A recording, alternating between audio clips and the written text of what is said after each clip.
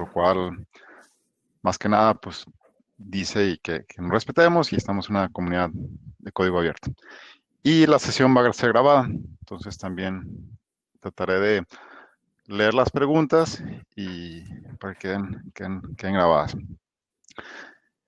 Esta plática pretende ser un poco más técnica y profundizar un poco más en los conceptos de Kubernetes, pero también traté de incorporar algunos conceptos avanzados para aquellas personas que tienen un poco más de conocimiento. Espero que les agrade y trataré de estar viendo los comentarios para ver si hay alguna pregunta o algún comentario que quieran hacer. Es muy bienvenido y esperemos que sea de su agrado.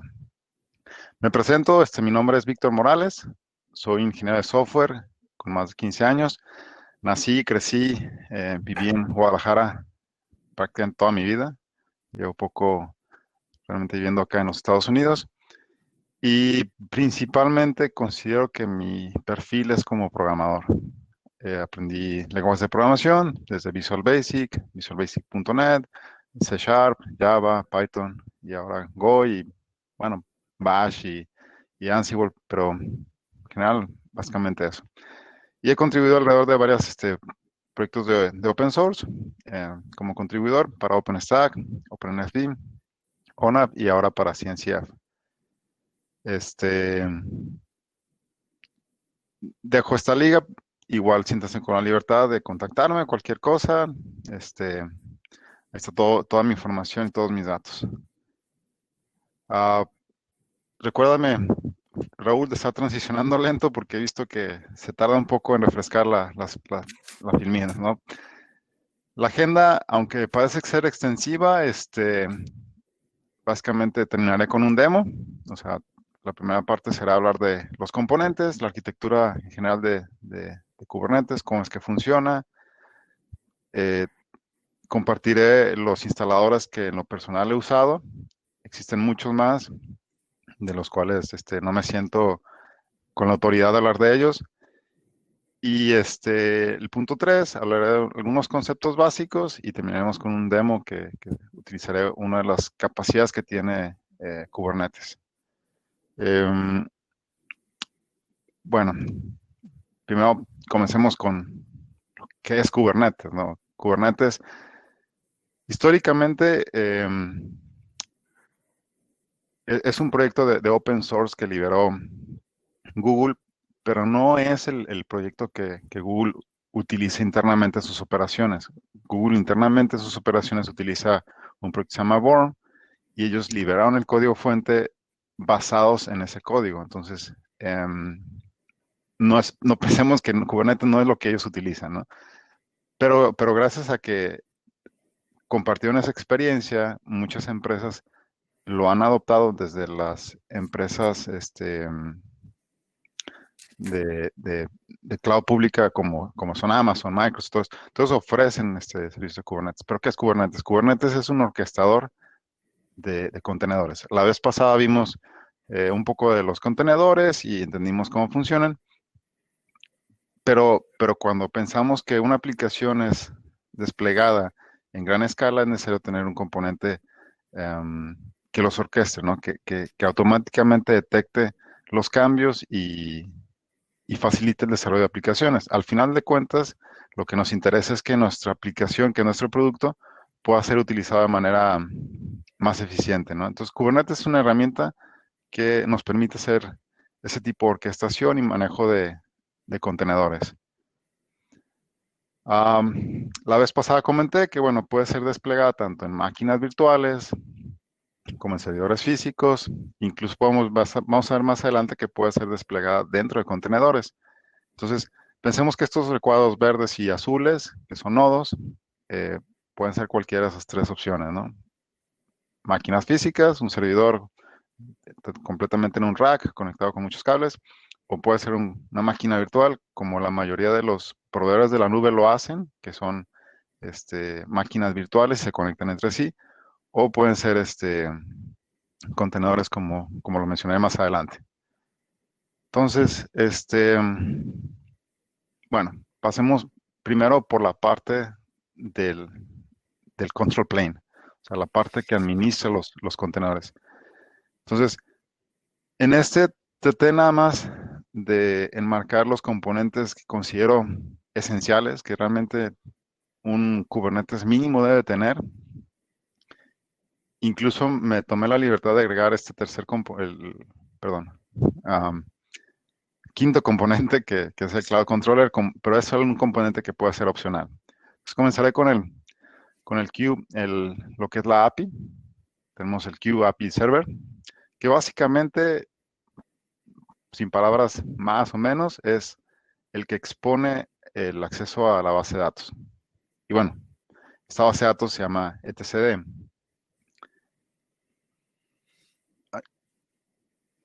Ah, ok. Bueno, ahorita contesto ese comentario. Bueno, entonces, tenemos la base de datos que es etcd, que es una base de datos de clave valor, que es utilizada por Kubernetes. Y lo que hace la API es que expone esta base de datos y con servicios, digamos, que sean RESTful. Entonces tú puedes agregar valores, modificar valores, eliminar valores, consultar valores, ¿no? Esa es la única función del API Server. Es la entrada hacia, hacia esa base de datos. Tenemos el scheduler. Por defecto Kubernetes trae un scheduler que es el de defecto. Y pensemos que el rol del scheduler es como cuando vas a un restaurante y tú dices, quiero una mesa para 4 personas, para 3 personas.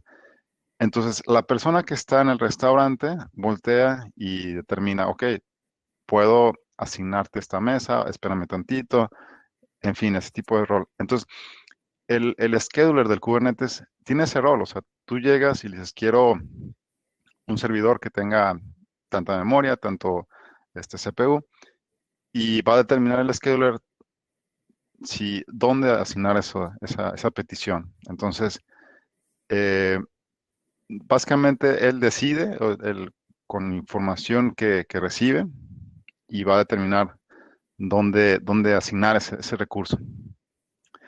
El Kube Controller Manager es un componente, vamos a ver un poquito más adelante qué significa ser controller, pero tiene muchísimas funciones, ¿no? Básicamente, se encarga de estar monitoreando y estar asegurándose de que las cosas estén en cierto estado y es digamos que el control de controllers. Entonces, es también muy, muy indispensable.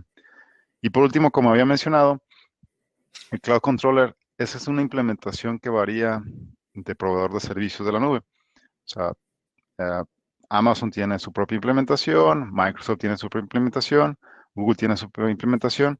¿Qué es lo que hace? Bueno, vamos a ver más adelante que un despliegue de un Kubernetes en esas nubes puede ser flexible. Entonces, eh, cuando se necesita consultar recursos como el load balancer, máquinas virtuales que están hosteados en la misma nube, este componente va a ser la interacción con ellos, interacción entre tu Kubernetes y estos servicios.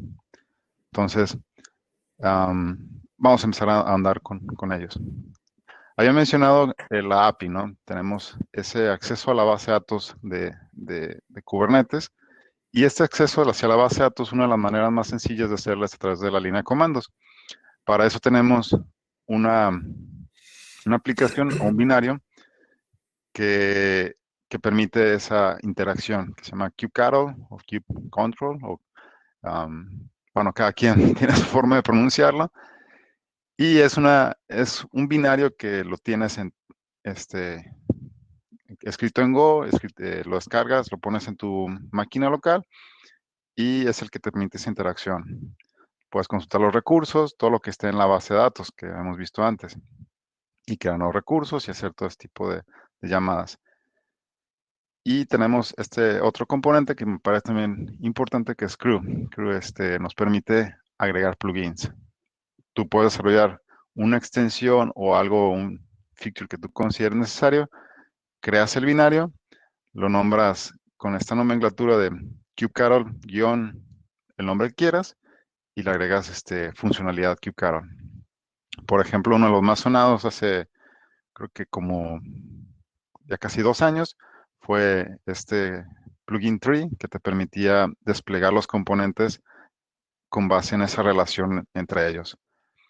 Puse uno de los comandos también que permite kubectl, te permite la administración de tus clusters. Entonces tú puedes tener en tu máquina local configuración de diferentes clusters de Kubernetes y puedes generar varios contextos. Es decir, eh, el usuario y contraseña o la información para cada conexión. Entonces podrías hacer esa combinación entre, bueno, tengo este proyecto para este desarrollador y toda esa información la guardas en un archivo que se llama kubeconfig, que es un archivo de texto que se guarda en tu directorio home.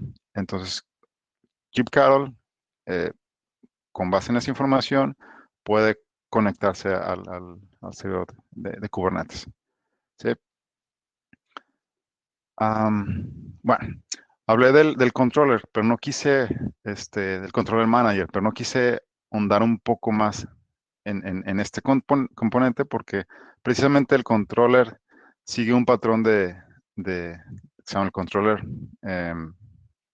pattern, que lo que nos permite es, bueno, básicamente en términos generales es un ciclo infinito, ¿no? Donde se tiene un estado deseado y el estado actual. Entonces, vamos a ver, y esto es muy importante en el concepto de Kubernetes, que lo importante siempre es, que está haciendo Kubernetes, es tratar de llegar a ese estado. O sea, eh, tú le dices, ¿sabes qué? A mí me interesa tener un pod con o un contenedor, porque no hemos visto que es un pod, pero pensemos en un contenedor con esta cantidad de memoria, con esta cantidad de CPU, con incluso este dispositivo, corriendo de esta manera. Y lo que hace Kubernetes es seguir este patrón y dice, ok, en este momento no está, hay una diferencia ahí, no existe este estado deseado. Entonces, va a hacer todo lo posible para reconciliar ese estado y dejarlo en ese estado deseado, ¿no? ¿Qué pasa si ese container se muere, se destruye, lo que sea? Entonces, Kubernetes va a detectar que hubo un problema y que ya no está en ese estado deseado y otra vez va a ejecutar. Entonces, básicamente sigue ese patrón de estar constantemente monitoreando y asegurándose que llegue a ese estado deseado. Para los que usaron en algún momento Puppet, prácticamente es parecido al Puppet Agent, que está monitoreando y está checando que realmente las cosas estén en ese estado deseado. Entonces, cada vez que escuchemos de un controller, si es un node controller, hace todo este tipo de cosas para el nodo. Si es un pod controller, prácticamente viene siendo lo mismo. Y de hecho existe la posibilidad de Kubernetes de tú extender esas capacidades. Entonces, pero básicamente es esa filosofía, ¿no? De estar constantemente monitoreando y, y llegar a ese estado deseado. Ahora, el scheduler. ¿Cómo funciona el scheduler? Como lo había mencionado antes, el scheduler prácticamente es alguien que recibe las peticiones y se aseguran de nada más redirigirla. Él no se va a encargar de llevarlo y ejecutarlo y asegurarse. O sea, realmente él nada más determina, hace un análisis y, y asigna eso, o sea, y es ese proceso de asignar en qué nodo va a correr la aplicación. Entonces, lo hace en dos pasos. El primer paso hace una especie de filtrado, es decir, nuestro clúster de Kubernetes tiene varios nodos o máquinas virtuales, físicas, qué sé yo, donde puede correrse las aplicaciones. Pero ese proceso de filtrado dice, bueno, a lo mejor me estás pidiendo tanto CPU, tanta memoria RAM, y esos nodos no califican para eso. Entonces esa parte de filtrado, descarta o elimina algunos nodos. La siguiente parte le da una evaluación. Dice, bueno, eh, en base a predicados o políticas, puedes decir, este nodo tiene mayor peso en contra de este, ¿no? Entonces, eventualmente le asigna un valor a un nodo y ese es el que lo va a asignar o va a modificar la base de datos para decir, bueno, este nodo fue el candidato para correr esta carga de trabajo. ¿Qué pasa si llegan a tener la misma prioridad? Bueno, simplemente lo hace al azar y asigna cualquiera de los dos o tres candidatos que terminó siendo elegidos. Ahora, recordemos que todo esto pasa la primera vez. Es decir, supongamos que llega la petición, lo asigna en este caso, el worker 3, y en el worker 3, pasa algo, se destruye lo que sea, o simplemente cambia los valores que previamente se habían utilizado, el scheduler no va a modificar este pod. Es decir, si por ejemplo anteriormente se tenía, no sé, era un nodo con ciertos valores, el scheduler no va a hacer nada. O sea, ahí se va a quedar el pod y va a seguir existiendo.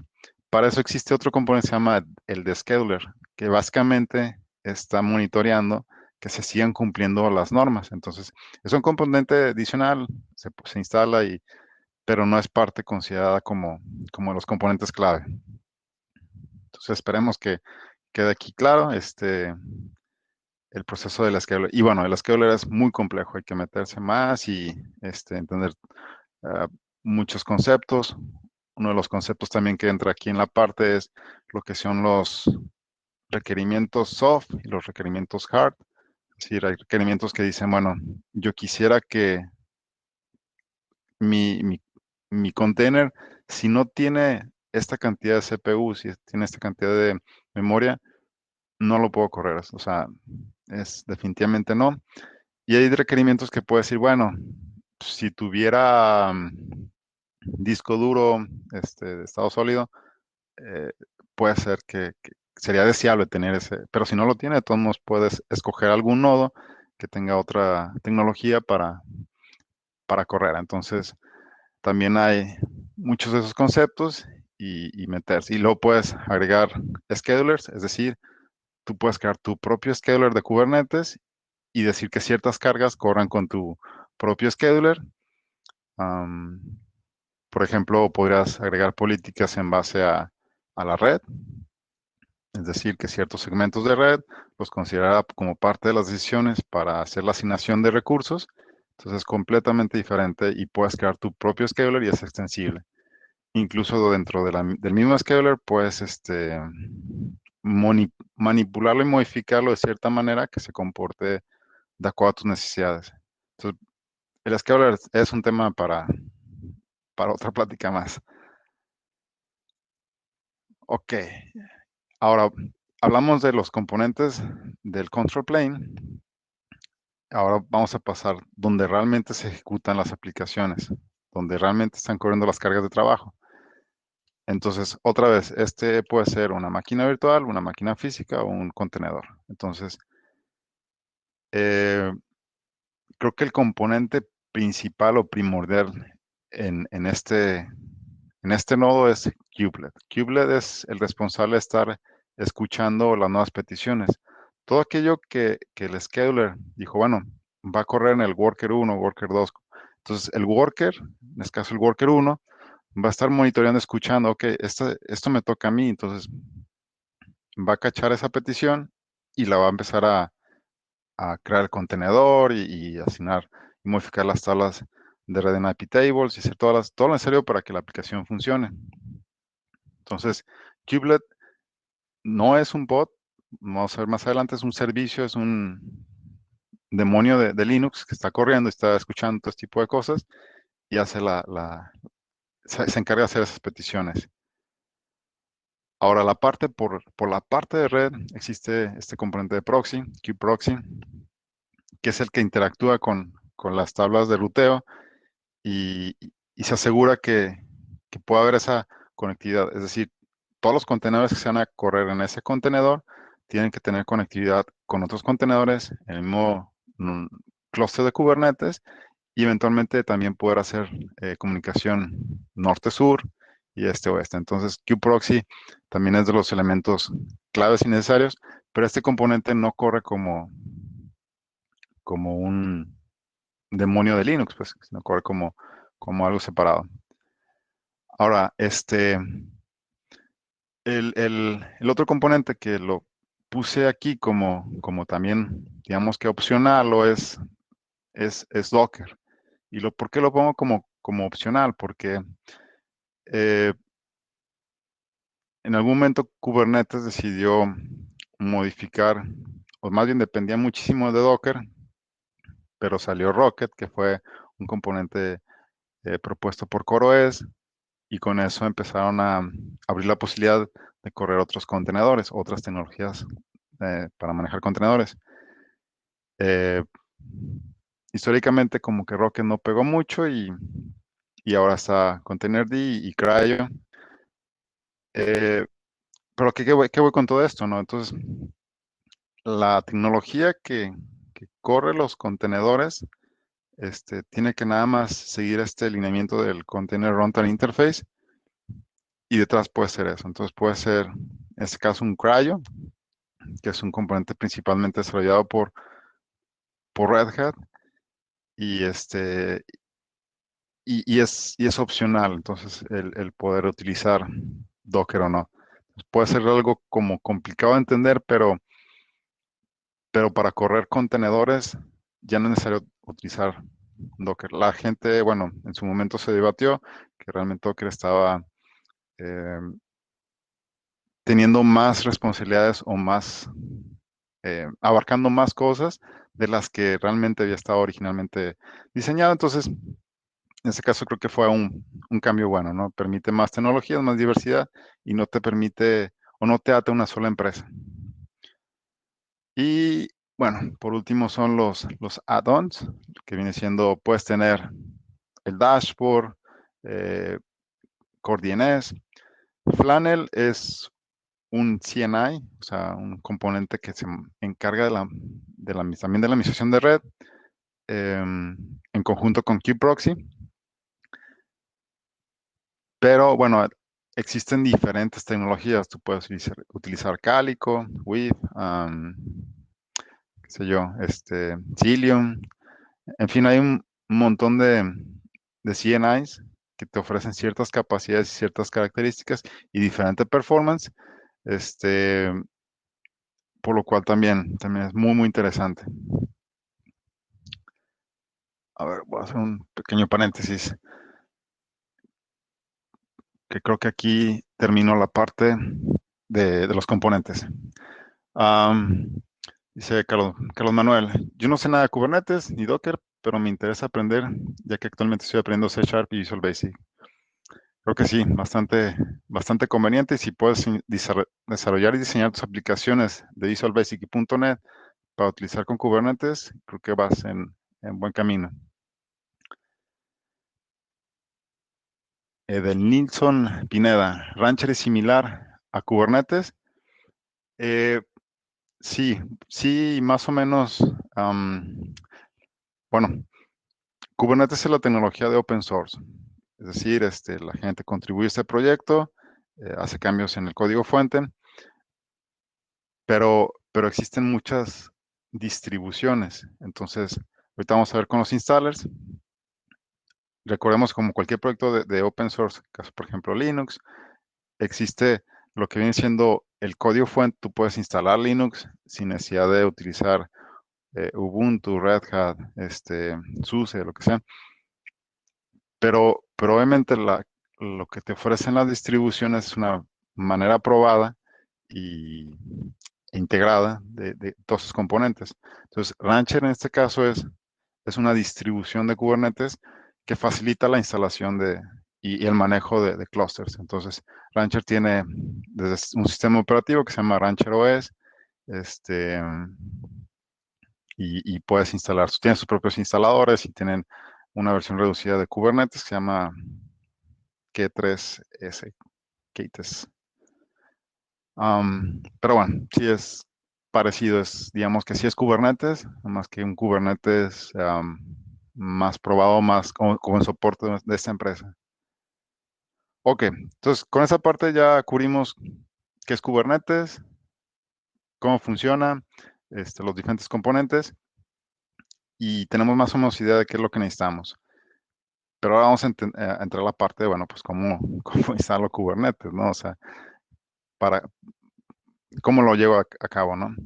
Entonces, uno de los componentes que puede hacer el oficial y el más importante es kubeadmin. Qdadmin, este, básicamente es como el instalador oficial de Kubernetes, aunque he de reconocer que yo personalmente no lo he utilizado porque eh, es irse muy ah, a detalle. Es decir, tienes que tú crear la máquina virtual o el servidor, configurarlo, instalar las dependencias, crear los certificados, es decir, todos estos pasos. Y KubeAdmin, en un momento que tienes que lanzar la ejecución, entonces es muy bueno para aprender el proceso. De hecho, hay un documento, un tutorial que se llama Kubernetes de Hardware, creo que ese es el que lo crearon, y te explica paso a paso todo lo que tienes que hacer, desde la creación de la máquina virtual, en este caso, que él sí está utilizando máquinas virtuales de Google porque trabaja en Google y explica cómo configurarlas para después utilizar esta herramienta y desplegar este servicio de Kubernetes. Entonces, si tú estás dispuesto a pasar por ese proceso de estar aprendiendo paso a paso qué está pasando, y te invito a que utilices Kubernetes. También es una herramienta que está escrita en Go, entonces también si quieres aprender a escribir código en Go, el código está ahí. Y realmente no tiene mucho que hablar, pero creo que es más que nada yo lo utilicé por didáctico. O sea, utilizarlo directamente. La que se me hace un poco más fácil de utilizar y más amigable es esta que se llama Kind, que es Kubernetes en Docker. Es decir, eh, los nodos que habíamos visto, los worker nodes, se crean como contenedores en Docker.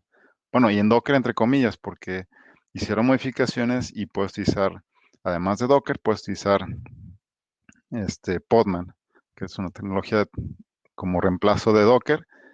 Entonces, si tienes tu máquina física, tu servidor, tu máquina virtual, puedes hacer que simule o que cree varios nodos y que empieces a probar cómo se distribuye tu aplicación.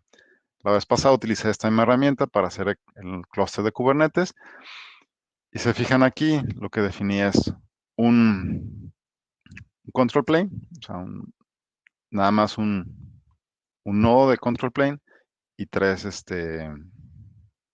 workers. Entonces, tú le especificas a través de un archivo de configuración cómo quieres que sea tu clúster, eh, los diferentes roles, algunas cosas que te permite modificar, y esta herramienta crea contenedores en esa máquina con esas especificaciones. Entonces es muy ligero, es muy conveniente, incluso te permite durante el desarrollo y cuando te estás dedicando a subir parches a Kubernetes, puedes ligarlo con el código fuente de tu máquina. Entonces, para desarrollar en Kubernetes, para hacer una prueba rápida, me parece perfecta, ¿no? Y puedes, eh, así como funcionan los contenedores, eliminar los contenedores y volverlos a crear. Y en cuestión de minutos tienes otra vez un clúster de Kubernetes. Y por último, esta tercera herramienta, que es así, lo he utilizado mucho y he contribuido a este proyecto, es Kubespray. Kubespray es una herramienta que utilizas para hacer el despliegue de tus clústeres en Kubernetes, pero ya pensando en cosas más en producción. Es decir, que ya tiene certificados, que sigue, tienes un proceso de actualización de las instancias, em, digamos, algo más serio. Y sobre todo creo que la parte que me gustó bastante es que tú puedes hacer el despliegue de tus s- servidores en bare metal. Es decir, tú tienes físicamente tus servidores y haces el despliegue y se instala Kubernetes. Uno de los cambios bueno, las cosas que he contribuido es tratar de que esto funcione para soportar Raspberry Pis. Entonces, el soporte ya estaba, ¿no? Realmente faltaban pequeños detalles como, por ejemplo, para Flannel. Entonces, puedes utilizar Kubespray para instalar Kubernetes en un clúster de Raspberry Pi y funciona bastante bien. Am, Varios proyectos utilizan como Kubespray como herramienta como basarse en su desarrollo y parece también bastante conveniente. Para utilizarlo, básicamente, como cualquier herramienta en Ansible, tú defines un inventario donde especifica los diferentes roles, donde quieres tener cuáles nodos van a ser los masters, cuáles van a ser los nodos y dónde localizar los componentes de la base de datos de etcd, ¿no? Y con eso, una vez que corres esta herramienta escrita en Ansible, después de varios minutos va a instalar los componentes y todo va a funcionar perfectamente. O al menos ese la mayoría de los casos. En cuanto a instaladores, ¿alguna duda? ¿Alguna pregunta? Ahí sí yo los invitaría a que se dieran tiempo y de preferencia si pueden utilicen Kind, parece perfecta, es una herramienta bastante completa y muy fácil de utilizar. Ok, bueno, vamos con los recursos. Quizás aquí hubiera sido conveniente explicar a qué eran los recursos, pero bueno, veámoslo como que son entradas en la base de datos. En la base de datos de etcd tenemos los recursos y voy a empezar con uno de los componentes que me parece importante conocer antes de conocer el resto, que son los namespaces. Ahora no estamos hablando de los Linux namespaces, estamos hablando de las representaciones de namespaces en la base de datos de etcd. ¿Eso qué quiere decir? Son realmente una representación lógica y es una manera de crear multitenancy en Kubernetes. Aunque el multitenancy en Kubernetes no es como tal o no permite esa separación realmente muy marcada en Kubernetes, lo que te permite es asociar, es decir, tener diferentes formas de agrupar componentes. Tú puedes escoger tu propia criterio, tu propia lógica y puedes decir, bueno, en mi clúster de Kubernetes puedo manejar un namespace por grupo. Puede ser el equipo de development puede tener su propio namespace y el de testing puede tener el suyo. O puedes crearlo por diferentes capacidades, es decir, el proyecto 1 y el proyecto 2 y tienen sus propios recursos. En fin, es el criterio que tú tienes que seguir. Tú defines, tú te pegas a ese tipo de criterio que utilizas. Um, la forma de crearlos es igual, se crea a través de la consola con kubectl, creas un namespace y lo que va a hacer, va a contactar a la API va a contactar, va a ser la entrada en etcd y es muy sencilla. ¿Por qué menciono esto? Porque existen muchos recursos en Kubernetes, de los que son propuestos por Kubernetes. Digo, espero que se alcance a leer un poquito, pero no pretendo que lean todos. Pero si los podemos categorizar, existen en dos categorías. Lo que son los recursos que tienen un alcance de namespace y tienen los recursos que no tienen un alcance definido por el namespace.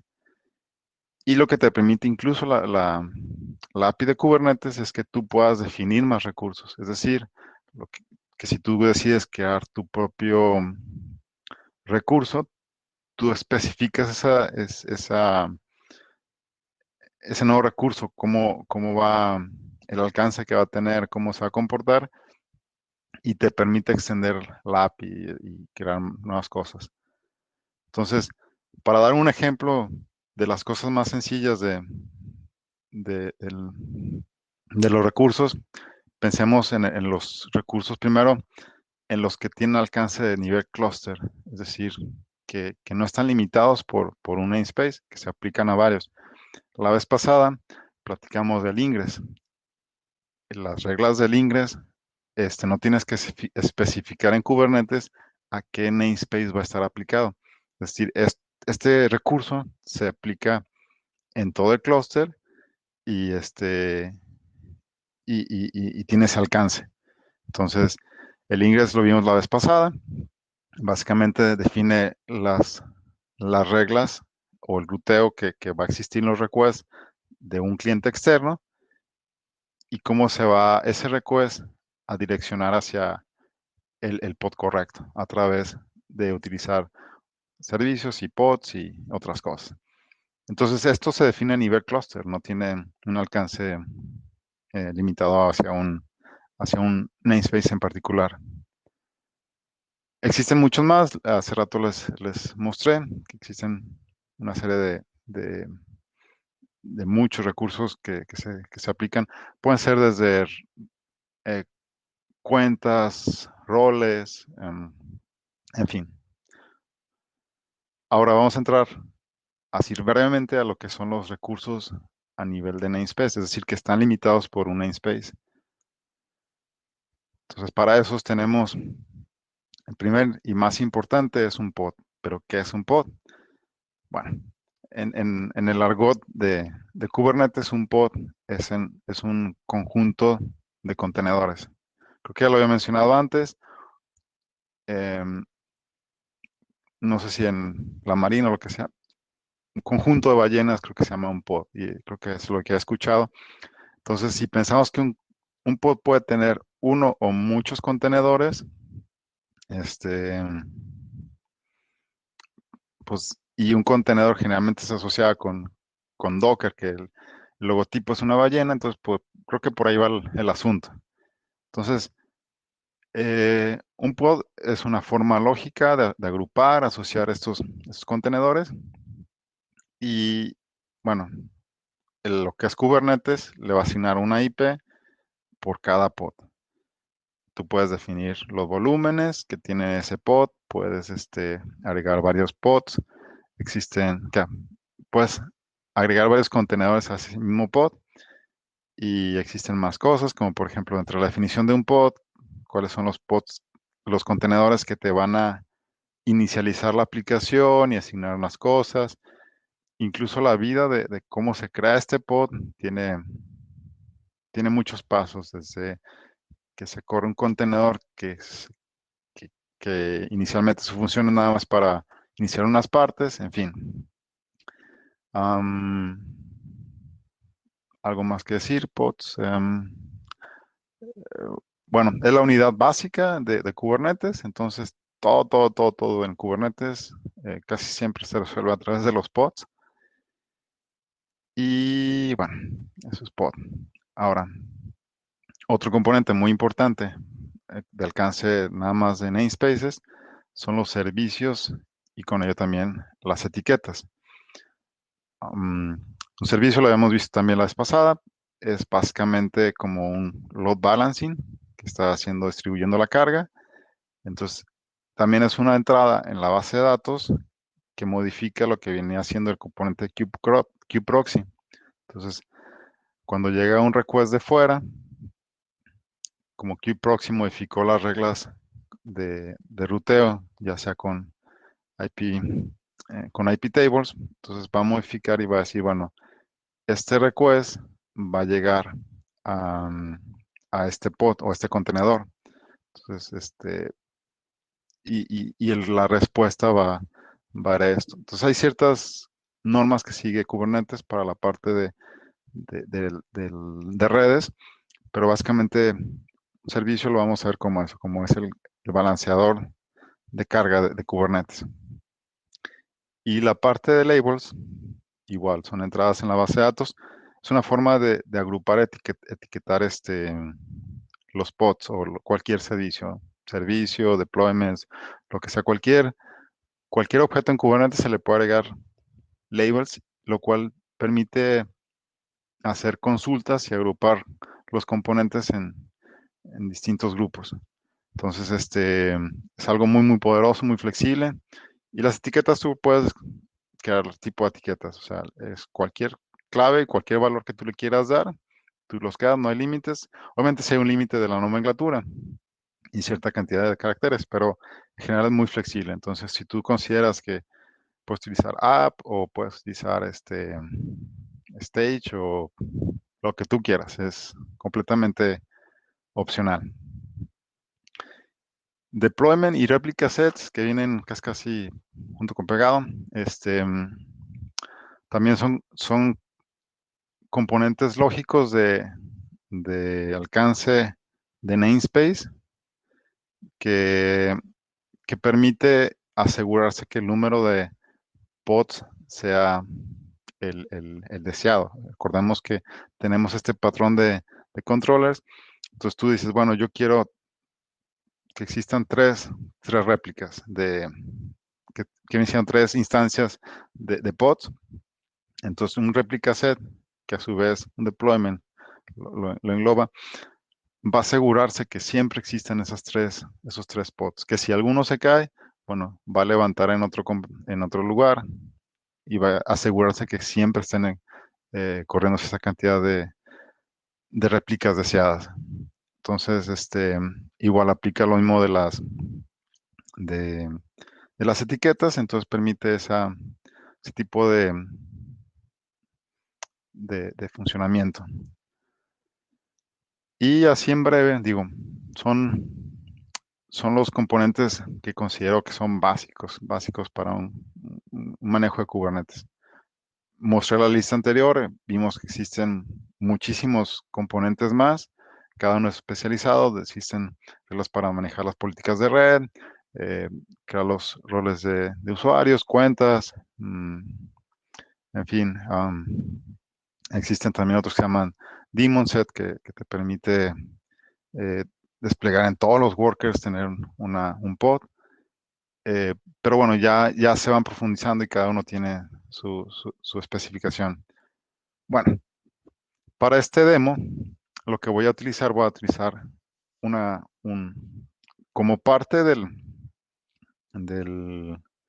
controller manager, tiene ciertas capacidades construidas dentro de él. Entonces voy a utilizar un componente que es el Horizontal Pod Autoscaler. Bueno,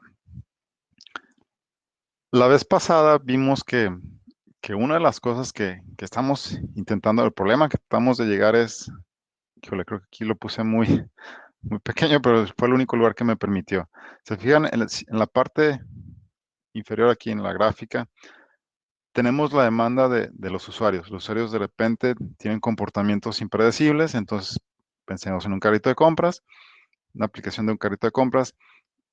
Puede ser que en momentos existen ofertas que demanden mayor capacidad o mayores recursos en la aplicación y lo que buscamos es es encontrar la manera más eficiente de em, satisfacer esa demanda. Entonces, si de repente existe una oferta en nuestro portal, bueno, entonces necesitamos crear más recursos o asignar de alguna forma que la experiencia del usuario sea la misma que cuando no existe esa demanda. Pero también queremos que no estar desperdiciando recursos, es decir, no queremos comprar muchos servidores o tener muchos nodos corriendo porque eso afecta el bolsillo de la empresa. Entonces, queremos que exista esa asociación entre la demanda. Si la demanda incrementa, pues queremos automáticamente incrementar la capacidad para satisfacer esa demanda. Y si la demanda baja, este, también ir librando, porque bueno, en el modelo de la nube nos cobran por lo que utilicemos. Entonces, lo cual es muy atractivo, pero también puede ser muy riesgoso porque puedo tener recursos que no utilizo. Entonces, Kubernetes ofrece tres, cuatro alternativas que son estas. Una es la parte del que vamos a ver ahorita, que va a ser crecer horizontalmente. La segunda es crecer verticalmente. Y la tercera, junto con una, digamos que puede hacer como dividir en dos, que serán tercera y cuarta, es crecer la parte de cluster. ¿Cómo funciona? Bueno, el concepto de scale out y scale in es prácticamente replicarse de manera como clonarse, ¿no? No estamos cambiando. Es decir, bueno, el ejemplo que tengo aquí es el pod número 1. Tengo la aplicación. Entonces, para un scale out, vendría siendo el mismo tamaño, la misma cantidad de recursos, la misma cantidad de CPU, memoria. Cuando exista una demanda alta de esos recursos, lo que va a hacer Kubernetes automáticamente, porque pues, vemos este concepto de hacerlo en auto, va a crear o clonarse, duplicarse esa aplicación. Entonces va a crecer 3, 4 pods, lo que sea necesario. Y cuando la demanda baje, los va a eliminar y vamos a quedar en ese estado de un solo pod. La parte vertical, cuando hacemos un scale up y un scale down, es cuando le agregamos más recursos a, a este componente. En este caso, el pod número 1 va a tener mayor memoria RAM o mayor cantidad de CPUs para, para satisfacer las necesidades. Es decir, va a eliminar el pod 1 con esos requerimientos y va a crear un pod número 1 que tenga suficiente CPU para satisfacer esa demanda. Por lo general no es muy recomendable utilizar el escalamiento, o vamos, ha sido el modelo tradicional de crecer nuestras aplicaciones a lo largo de años. Es decir, cuando nuestro servidor no tenía suficiente capacidad o nuestra máquina no respondía completamente, íbamos, comprábamos una nueva memoria RAM, se la poníamos, cambiamos el CPU. Era el modelo tradicional, pero para eso, digamos que se interrumpía la aplicación o el servicio para hacer este tipo de mantenimiento. Entonces, por lo general es un poco más recomendable hacerlo a nivel de, de crecimiento horizontal, porque el vertical como que interrumpe un poco el servicio. Y pero bueno, para entrar a la parte de poder ofrecer un crecimiento horizontal, hay que tener en cuenta que la aplicación tiene que ser diseñada para no mantener el estado, es decir, que nuestra aplicación sea stateless. Y bueno, se entra un poco en la arquitectura de la aplicación y cómo hacer que la aplicación no dependa de que esté mandando, digamos que el ID de la sesión entre requests, para que si el primer request de mi usuario llega al pod 1 y el segundo, la segunda petición del mismo usuario llega al pod 3, puedan, el usuario no vea ningún problema en la aplicación, no se pierdan sus datos. Es decir, creo su carrito de compra y aún vea sus artículos en el carrito de compra. Y bueno, y por último, el autoscaler a nivel clúster es el que utilizando el Cloud Controller Manager, creo que sí, el nombre completo, permitía que cuando existiera una demanda grande de recursos, lo que hace este autoscaler consume, si el clúster está deployado en un Kubernetes, en un Amazon, le va a pedir a Amazon más instancias em, en S2 y va a extender este clúster, es decir, va a crear más workers y va a distribuir la carga para poder soportar esa capacidad. Entonces, por eso que este componente depende del Cloud Controller Manager para, para hacer ese crecimiento. Y bueno, tiene un poco más de retraso, entonces es decir, va a crecer, pero necesita tiempo para crear la instancia, instalar kubelet, conectarlo, a, a- agregarlo hacia el clúster y satisfacer esas necesidades. Ahora, ventajas y desventajas. Bueno, por ejemplo, el horizontal eh, es muy bueno, es decir, puede crecer rápidamente, crea muchos contenedores. El problema es que cuando tienes tu aplicación distribuida con muchos pods, vas a cargarle más a la red. Es decir, todos estos pods de alguna forma crean más eh, entradas en IP tables, existe más tráfico de red, entonces es un poco más por lado afectas esa parte de la red. Pero bueno, tienes distribuido más la carga. La parte el crecimiento vertical, bueno, pues no siempre. Recordemos que el scheduler va a determinar dónde asignar ese recurso. Entonces, si de repente creas un pod con demasiados recursos y no se puede asignar a un worker en particular, va a quedar pendiente. Entonces, tu aplicación se puede caer o puede quedar en estado no deseado.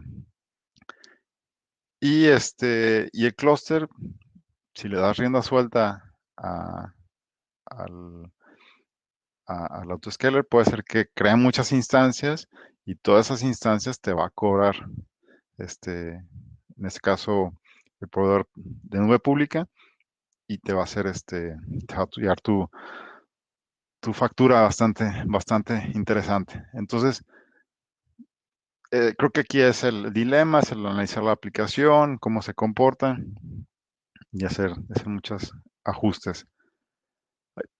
Me pasé. Entonces, en particular, ahora, ¿cómo funciona el horizontal? El horizontal pod autoscaler. Mm, bueno, para eso necesitamos o hacer uso de otros tres componentes importantes y todo depende de cómo, en base a qué queremos hacer las métricas. O sea, obviamente necesitamos recabar información de la aplicación y que exista ese componente que con base a esa información recabada pueda tomar las decisiones. Ya tenemos que el que toma las decisiones va a ser el Horizontal Pod Autoscaler, pero el que va a recabar esas métricas, existen tres opciones para ellos. O sea, existen unas que son básicamente provistas por Kubernetes, otras que pueden ser definidas por el usuario y otras pueden ser definidas externamente en otros recursos de manera no relacionadas con el clúster de Kubernetes. Entonces, la primera, recursos provistos por Kubernetes puede ser el CPU o la memoria, el uso de CPU y memoria, Kubernetes con el metrics collector, o sea, perdón, con el metrics server, recaba esa información y va alimentando esta base de datos y es donde cuando con base al CPU puedes crear nuevos pods o puedes eliminarlos. El custom metrics tú puedes definir, en este caso vamos a definir con base en los números de peticiones. Entonces tú puedes definir cómo se va a comportar. Y el tercero, bueno, pues puede ser si, no sé, un agente externo, puede ser el consultando una información del clima, ¿no? Entonces, en base, si hay una alerta de un incendio, puede ser que modifiques la aplicación y se comporte de diferente manera. Entonces, en este caso vamos a utilizar un Custom Metrics API y para esto en particular, bueno, utilizo el que viene siendo Prometheus y un Prometheus Adapter. Entonces tengo que agregar estos componentes porque no vienen como dentro de la caja.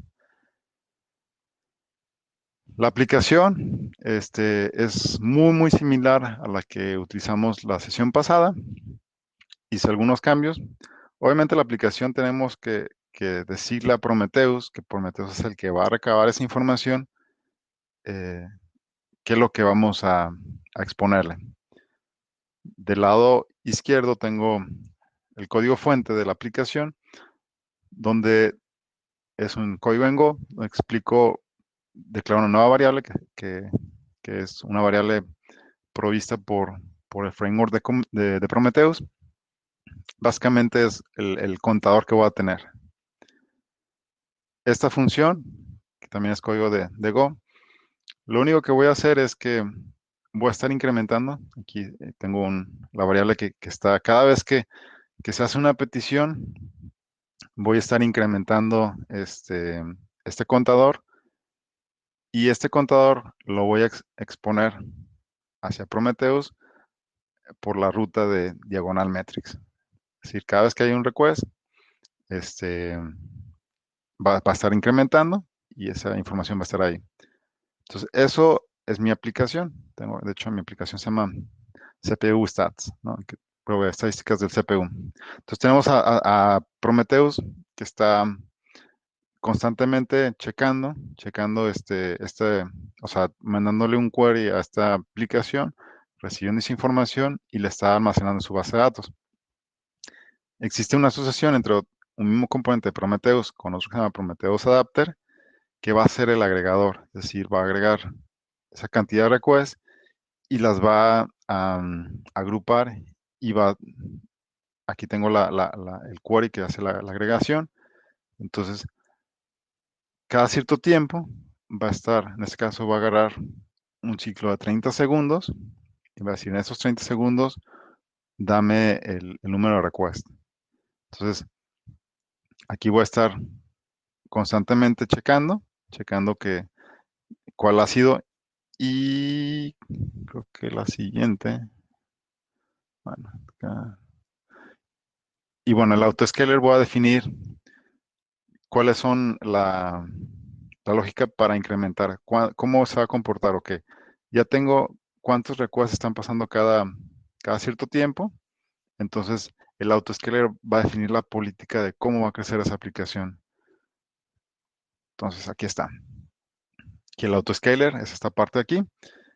Y aquí se fijan, este process request per second, que es lo que me da el adapter, es lo que me va a permitir definir, bueno, vamos a crecer a un máximo de 10 réplicas, o sea, de la misma aplicación. Y, ¿dónde más? Y aquí defino qué voy a estar monitoreando. Es decir, aquí le defino, ¿sabes qué? Quiero que me estés monitoreando este deployment de CPU stats, crécelo hasta a lo máximo van a ser 10 réplicas y este va a ser el comportamiento, o sea, en un promedio de 150.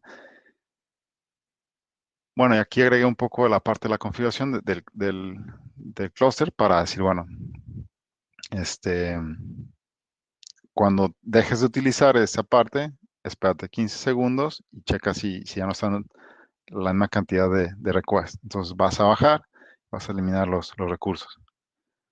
Creo que esta parte ya podemos entrar a ver el código.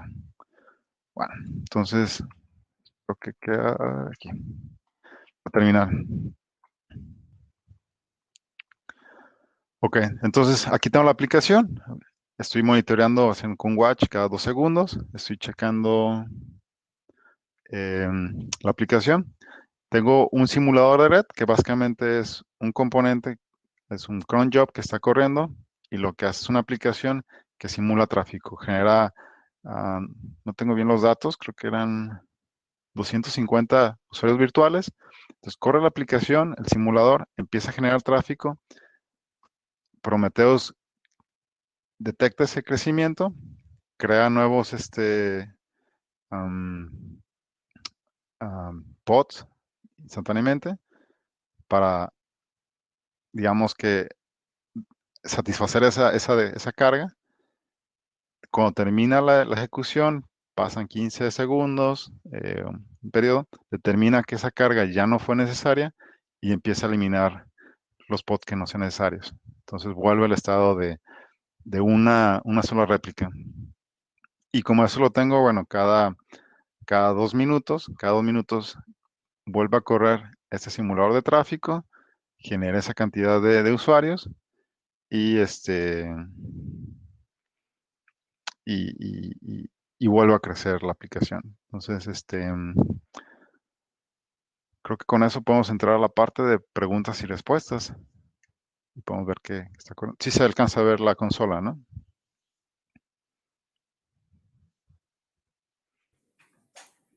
Sí, muy bien, Víctor. Se ve muy bien.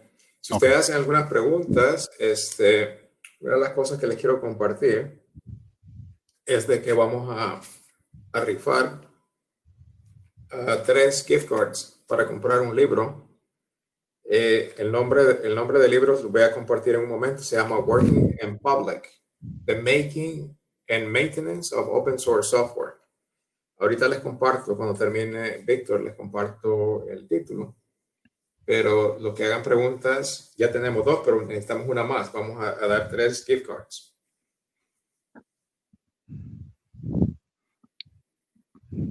Y todo el código fuente, dejan igual. Creo que puse la liga por ahí, pero digo, se lo puedo compartir. Hay una pregunta, yo creo. Ese tipo de escalado puede hacerse con cualquiera de los instaladores, dice Jonathan.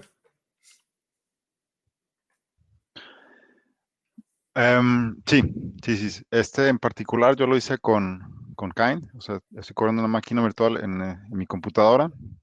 Utilicé Kind para instalar Kubernetes, pero bueno, hay que agregarle estos componentes